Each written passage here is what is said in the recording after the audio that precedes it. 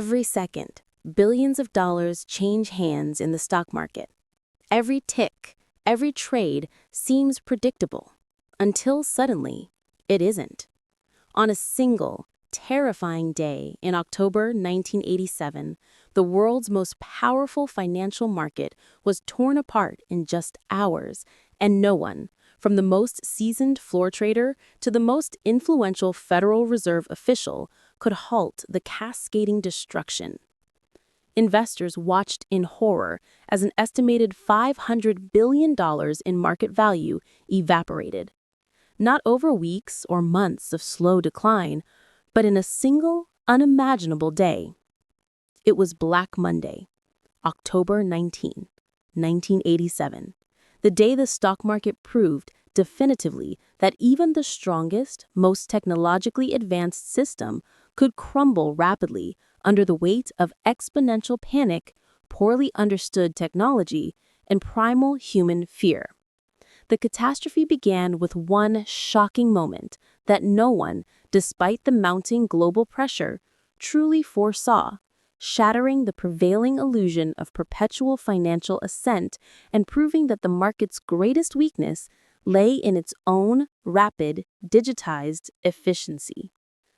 The period leading up to 1987, specifically the 5 years following the 1982 economic trough, had been a veritable bull market spectacle, characterized by record growth and rampant, seemingly consequence-free speculation.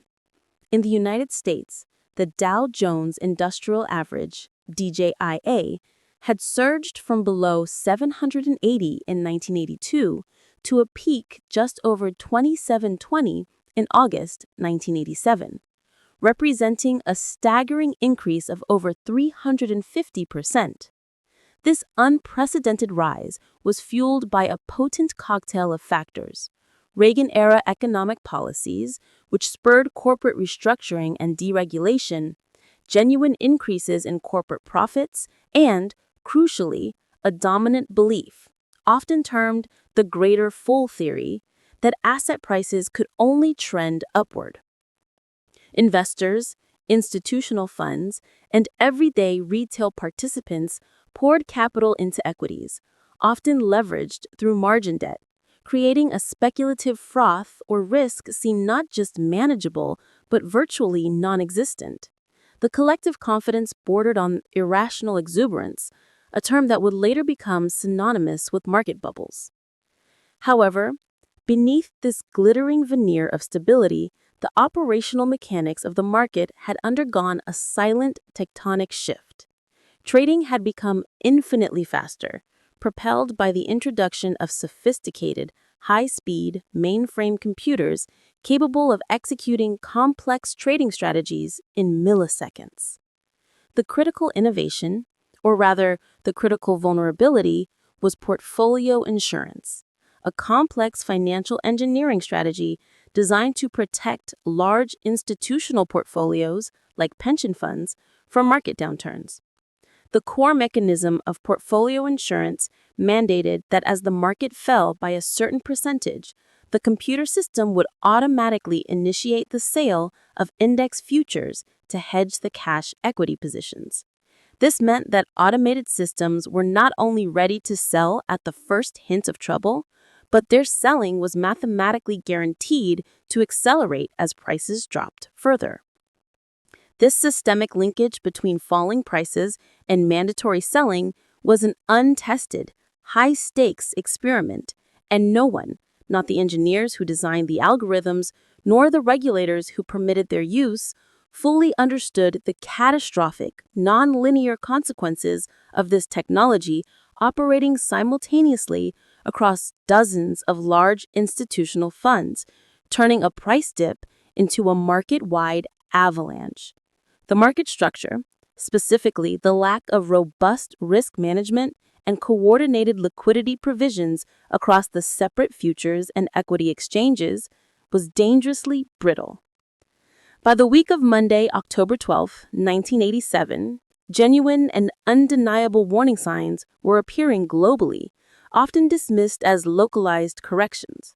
Markets in Hong Kong and London were already experiencing sharp, pronounced slippage. On Thursday, October 15th, the Hong Kong market saw a 5.5% drop, a precursor to the chaos that would shut it down completely the following week. International investors, already nervous due to rising interest rates and a persistent U.S. trade deficit, which signaled fundamental economic imbalances, began to liquidate foreign holdings, driving downward pressure on the dollar and, consequently, U.S. equities. Yet, despite this international contagion, many analysts in the United States remained stubbornly optimistic, relying on historical trends that suggested a rebound. The first major crack appeared on Friday, October 16th, when the Dow dropped a considerable 108 points, a record at the time, accompanied by extraordinary trading volume. This event was the initial psychological break. Murmurs of panic transformed into genuine alarm over the weekend. The financial press, initially attempting to soothe nerves, inadvertently amplified the anxiety by prominently reporting the record loss. Monday, October 19th, 1987, dawned under an atmosphere of palpable tension. Floor specialists and investors walked into the New York Stock Exchange expecting volatility, but perhaps clinging to the hope of a rapid recovery, a dead cat bounce. What they encountered was an unprecedented torrent of selling pressure that began immediately at the opening bell. The crucial difference that day was not human panic alone, but the speed and scale of the pre-programmed sell signals. Portfolio insurance algorithms, triggered by Friday's close, automatically began dumping index futures contracts as prices began to fall on the open. This process created a massive, coordinated imbalance. As index futures prices plummeted on the Chicago Mercantile Exchange, specialist traders, acting as arbitrators, attempting to profit from the price difference between the futures contracts and the underlying basket of stocks, were forced to sell the underlying cash stocks on the New York Stock Exchange. The more the market dropped, the more the computer sold, not based on fundamental corporate value, but on a mechanistic, pre-programmed mandate, creating a violent, self-fulfilling negative feedback loop unlike anything ever witnessed. This systemic liquidity failure meant that buying interest simply vanished in the face of machine-driven selling. By 9:30 a.m. Eastern Time, the market was in freefall. Within the first hour, the Dow had shed over 80 points. By 10 a.m., the floor of the New York Stock Exchange was engulfed in a primal, cacophonous panic. Traders, recognizable by their vibrant, color-coded jackets, shouted hoarsely, their faces pale with shock. Phones rang incessantly, only to be answered by overwhelmed clerks who could barely process the orders, leading to massive order backlogs and confirmation delays, a crucial bottleneck that exacerbated the confusion. Volume was unprecedented. Millions of shares were being traded in seconds, far exceeding the capacity of the antiquated systems for trade confirmation and execution. Prices were plummeting so fast that real-time price dissemination lagged, leaving traders and investors with incomplete or outdated information. The fog of war in financial markets. By midday, the Dow had fallen over 200 points, signaling deep distress. By 2 p.m., the loss had accelerated terrifyingly, with the index down over 500 points from its Friday close. The culmination of the panic occurred in the late afternoon. The Dow eventually finished the day down 508 points, a 22.6% collapse that remains the largest one-day percentage drop in history. Investors everywhere, watching the figures scroll across television screens and newspaper reports, realized with chilling clarity they were witnessing a historic collapse, one that seemed to defy all previous historical precedent. News networks scrambled for explanations, economists offered competing diagnoses, and telephone lines jammed across the nation as investors desperately sought out brokers who were themselves paralyzed by the scale and speed of the loss. And yet this instantaneous evaporation of notional wealth was unique. Unlike 1929, the underlying U.S. economy, characterized by solid corporate earnings and low inflation, was not structurally in ruins. The financial system had been catastrophically shaken, but the foundations of commerce and industrial output remained robust, a crucial distinction that would aid in the subsequent recovery. The post-mortem analysis revealed that Black Monday was not the work of a single villain, but rather the result of a perfect and highly improbable storm of structural and psychological factors operating in concert.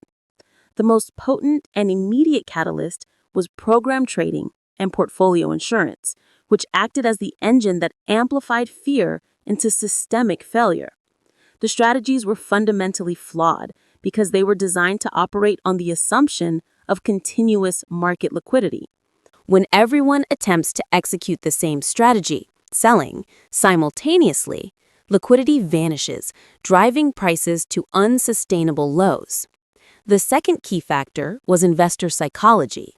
Fear, driven by the visual collapse on the trading floor and the unprecedented negative headlines, spread faster than any logical assessment of underlying asset value. Studies later confirmed that the fear and herd mentality caused investors to ignore fundamental indicators and liquidate assets simply because others were doing so. International markets played a vital role, with weakness abroad, especially in the Asian and European sessions, feeding anticipatory selling pressure in New York. Finally, the consensus recognized a significant element of overvaluation. The 5-year bull run had driven the market to an unsustainable peak, making it acutely vulnerable to any negative shock. Price-to-earnings ratios in August 1987 were high by historical standards, suggesting that a significant correction was mathematically due, even if the timing was a surprise. The collapse served as a brutal, instantaneous correction for the market's previous excesses. In the heat of the moment, even the Federal Reserve, the traditional market backstop, found itself unable to intervene directly to halt the algorithmically driven selling spree. However, the subsequent actions of the Fed, under the swift and decisive leadership of Chairman Alan Greenspan, who had only been in the position for 2 months, proved to be the single most important factor preventing the market crash from metastasizing into a broader economic depression, as had occurred in 1929. The Fed's crucial intervention came the morning after, on Tuesday, October 20th, 1987. Greenspan issued a remarkably succinct yet powerful 2-sentence statement asserting the Fed's readiness to serve as a source of liquidity to support the economic and financial system. This was not just a promise, it was immediately backed by the injection of massive liquidity into the financial system, primarily through the purchase of government securities in open market operations. More importantly, the Fed directly contacted major commercial banks, explicitly instructing them to continue lending to securities firms, thereby preventing a credit crunch. This swift, coordinated action restored confidence in the banking system, which was the opposite of the credit contraction that followed 1929. By ensuring that the banking system remained functional, the Fed successfully isolated the equity market panic and prevented it from triggering a systemic failure of the financial industry. The final numbers quantifying the damage of Black Monday were staggering and continue to be cited as the benchmark for market volatility. The Dow dropped 22.6% in a single day, an absolute statistical outlier and the largest single-day percentage decline in its history. Approximately $500 billion in market value vanished from U.S. equity markets alone. Crucially, the crash was not isolated. Markets around the world also fell dramatically, with declines of 45.8% in Hong Kong, 41.9% in Australia, 26.4% in the UK, and 22.5% in Canada, demonstrating the rapid and deep interconnectedness of global finance. Yet the most remarkable part of the story is the aftermath. Unlike the crash of 1929, Black Monday did not trigger a recession, a key victory for the coordinated regulatory response. Economies stabilized quickly. The U.S. GDP growth continued almost unimpeded. And by the end of 1987, the U.S. market had actually recovered much of the loss, with the Dow closing the year higher than its start. This swift stabilization was a testament to the fact that the underlying economy was fundamentally healthy, and the crash was primarily a market liquidity and structural event, amplified by technology, rather than a symptom of deep economic depression. The crash, however, exposed deep and critical vulnerabilities. Markets were operating faster than human response times. Computer algorithms could amplify panic exponentially, and human behavioral biases, fear, herd mentality, could swiftly override any semblance of logical, value-based investing. It permanently changed the way regulators and exchanges approached trading security, leading directly to the creation of circuit breakers. These circuit breakers are automatic, pre-programmed pauses in trading, typically 15 minutes, that are triggered when the market falls by a certain percentage, like 7, 13, or 20% drops in the S&P 500. The purpose of the circuit breaker is explicitly to stop the algorithmic selling feedback loop, give traders and investors time to absorb information, and allow liquidity to return to the system, thereby preventing another panic of Black Monday's catastrophic, unchecked magnitude. Black Monday serves as an indelible and sobering reminder that even the most advanced, complex financial systems are ultimately not immune to fear, panic, and the unpredictability of human behavior, now digitized and amplified. One day, one series of pre-programmed, algorithmically driven trades, and billions of dollars can vanish simply because the underlying psychological infrastructure of trust failed. The day taught regulators and investors the vital importance of understanding systemic risk, the danger that the failure of one part of the system can cascade uncontrollably through the whole. It underlined a principle that liquidity is paramount. Without accessible and reliable liquidity, even healthy assets can trade to zero. For financial engineers and technology developers, it demonstrated the danger of introducing powerful, complex systems without fully stress testing their behavior under extreme conditions, a lesson that resonated deeply during the 2008 financial crisis, which had its own technological and structural failings. The legacy of 1987 cemented the understanding that markets are not merely abstract collections of numbers and balance sheets. They are human, emotional, and inherently fragile, driven by a collective confidence that can be shattered in moments. The modern financial landscape, with its high-frequency trading and even faster algorithmic decision-making, owes a profound debt to the lessons learned on that terrifying Monday, having implemented safety nets like the circuit breakers to manage the risks inherent in speed. For investors today, the lesson remains universally clear. Risk is unequivocally real. History offers invaluable warnings, and no amount of sophistication or technological advancement can fully eliminate the underlying chaos inherent in the intersection of capital and human psychology in financial markets.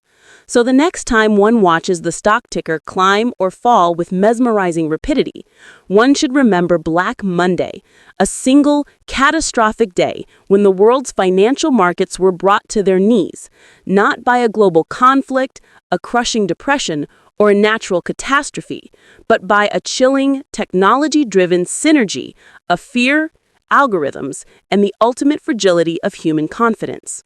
History, particularly financial history, doesn't just repeat, it perpetually warns.